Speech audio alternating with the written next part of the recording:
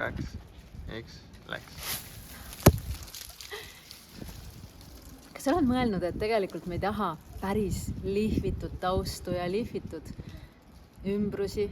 Tihtipeale selline inspireerib meid palju rohkem. Näiteks mina tahtsin kunagi panka tööle. Selle jaoks ma õppisin Tehnikaülikoolis ja mulle tundusid põnevad ja külge tõmbavad need klaasmajad. Ma läksin tööle Eesti Posti, mis oli tol ajal umbes selline.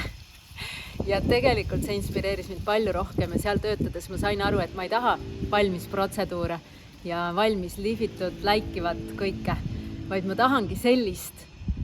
Läks veel mõni aasta ja ma hakkasin vabakutseliseks, sest ma tahtsin ise leida neid kohti, mida siis ilusaks teha. Ja seda siis oma tööna teha.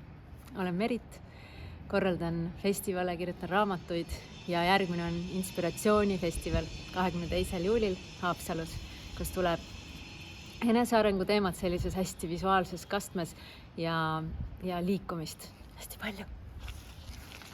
Näeme seal.